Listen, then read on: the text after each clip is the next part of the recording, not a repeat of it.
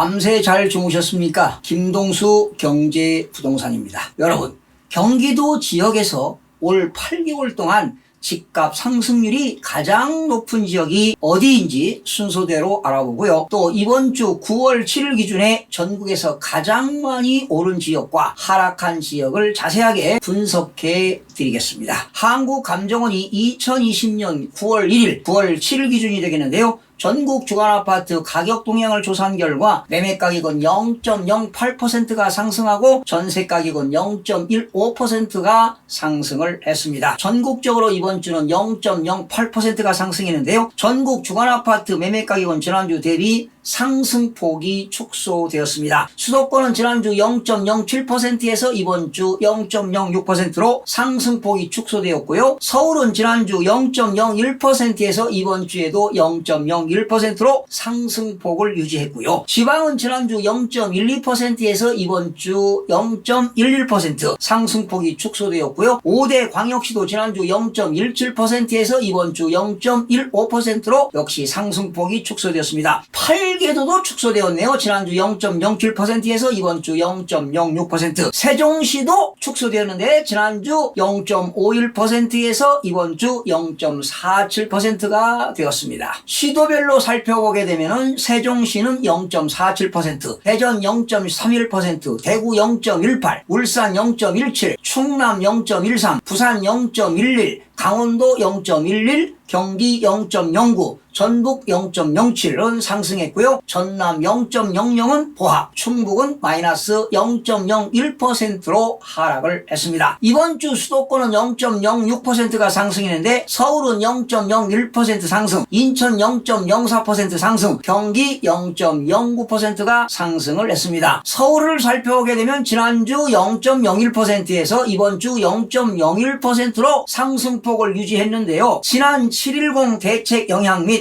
이번 사태 재확산에 따른 경기 위축 우려 등으로 매수세 감소 및 관망세가 지속되고 있으나 일부 저평가된 단지의 개발 호재가 있는 지역은 상승을 했습니다. 여러분, 경기도 지역에서요, 올 8개월 동안 집값이 가장 많이 오른 지역은 1위가 바로 구리시입니다. 구리시는 평균적으로 17.15%가 상승했고요. 2위를 차지한 수원시가 15.76% 상승, 3위 군포시가 14.42% 상승, 화성시가 13.2% 상승했고요. 안산시가 13.2% 상승했습니다. 그러나 경기도 전체적으로 평균 상승률은 8.75%가 상승을 했는데요. 그러면 국토교통부 실거래가 공개 시스템 자료를 가지고 매매 사례 가격을 지역별로 분석을 해 보겠습니다. 경기도 지역에서 가장 많이 오른 지역이 구리인데요. 경기 구리시 인창동에 있는 더샵 그린폴의 1단지를 한번 살펴보겠습니다. 전용 면적이 84.955제곱미터니까 분양 면적 33평형이 되겠죠. 지난 2015년도에 건축을 했는데요.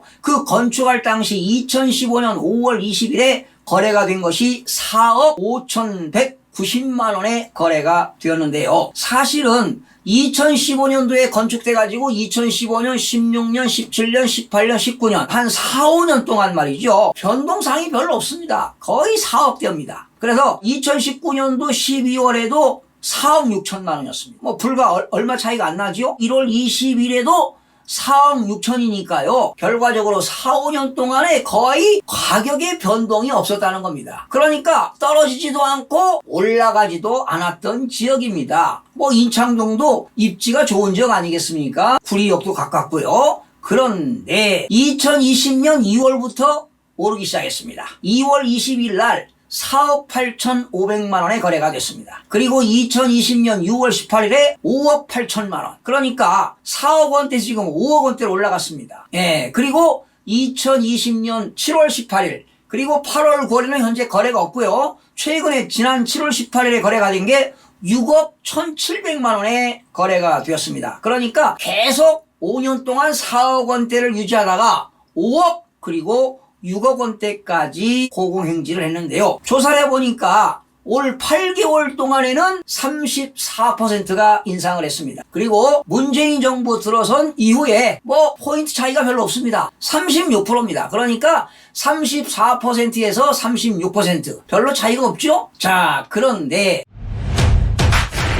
같은 구리 지역에서 동이 다른 토평동을 한번 살펴보겠습니다. 토평동이 주공아파트인데요. 건축 연도는 2002년이니까 한 18년 된 겁니다. 그리고 평수도 적습니다. 전용 면적이 59.92제곱미터니까 분양 평수가 한 24평에서 25평이죠. 뭐 소형 평수라고 보면 되겠는데 한동안 소형 평수가 인기가 상당히 대단했습니다. 자, 보실까요? 2017년도 밑에 보세요. 5월 20일. 그러니까 이때 문재인 정부가 들어설 당시인데 2억 7,300만 원에 거래가 됐습니다. 2억 원대였죠? 그리고 2019년 12월 10일 날 3억 3천만 원에 거래가 됐습니다. 그리고 2020년 1월 18일 날 3억 5천만 원, 6월 13일 날 4억 3,800만 원, 7월 20일 날 4억 8천만 원, 8월 19일 날 5억 1,500만 원까지 상승을 했는데요. 그러면 문재인 정부 들어섰을 때 2억 원대가 3억, 4억, 5억 이렇게 꾸준하게 상승을 해서 이 토평동 주공아파트는요. 전용 면적이 뭐 적지요. 59.92제곱미터인데 올 8개월 동안 2020년 8개월 동안에 47%가 인상했고 문재인 정부 들어서서 89%가 인상을 했습니다.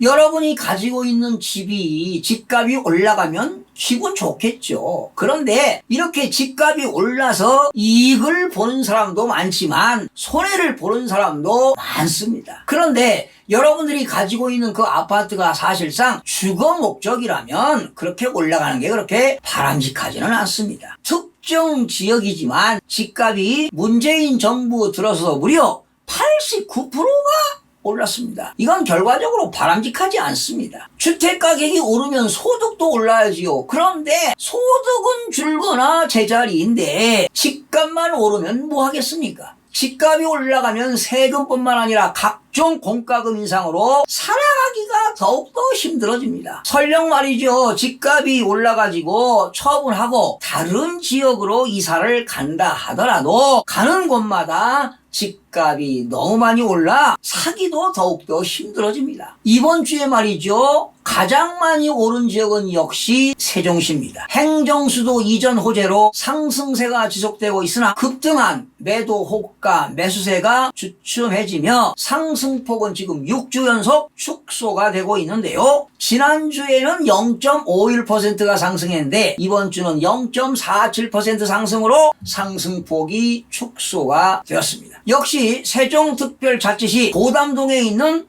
도렛마을 18단지 모아 미래도 아파트를 조사해봤는데요. 전용 면적은 84.945제곱미터입니다. 이게 2015년도에 건축이 된 건데요. 지난 2016년 5월 30일 날 2억 9,618만 원에 거래가 된 것이 신고가 되었는데요. 이게 꾸준하게 인상돼가지고 지난 2020년 1월 1일 날 4억까지 올랐습니다. 그리고 2020년 4월 29일 날 4억 8천만으로 뛰었죠. 2020년 6월 6일 날 5억 2천만이 됐습니다. 7월 10일 날 5억 7,800이 됐습니다. 8월 4일 날 7억 3천만 원이 되었습니다. 그러니 2016년도에 2억 원대 아파트, 2억은 후반이었지만 3억, 4억, 5억, 6억, 7억까지 올랐다는 겁니다. 그래서 제가 조사해보니까 이 세종시는요, 올 8개월 동안, 2020년 8개월 동안에 무려 82%가 인상을 했고요. 그리고 문재인 정부 들어서서는 무려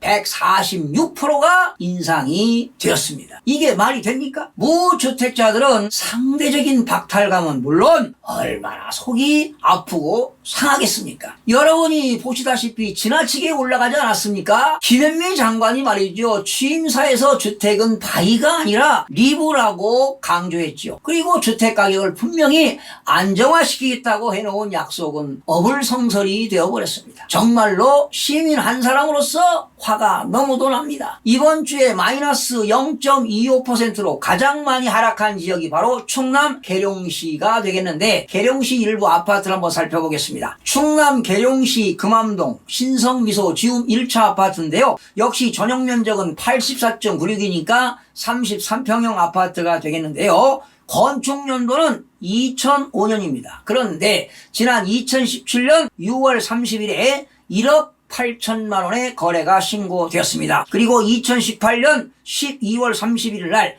1억 8,700이니까 1년 사이에 몇백만 원은 인상이 됐네요. 그리고 2020년 1월 21일 날 2억 원대로 상승했습니다. 2억 1,500만 원. 그리고 2020년 6월 19일에 2억 2천만 원의 거래가 됐고요. 7월 16일 날 2억 4,800만 원까지 최고점을 찍고 지난 8월 22일 날 2억 3천만 원까지 다시 하락을 했습니다. 자, 그런데 보시다시피 지방의 소도시인 계룡시는 올해 6% 인상이 되었고요. 문재인 정부 이후에 27% 상승한 것으로 조사가 되었습니다. 계룡시는 올해 상승세를 유지하다가 보합으로 전환된 뒤에 소폭 하락세를 나타내고 있습니다. 다음 주에는 상승폭이 축소되고 하락으로 전환되기를 기대해보면서 방송을 마치겠습니다. 시청해주신 여러분 고맙습니다. 최선을 다하겠습니다.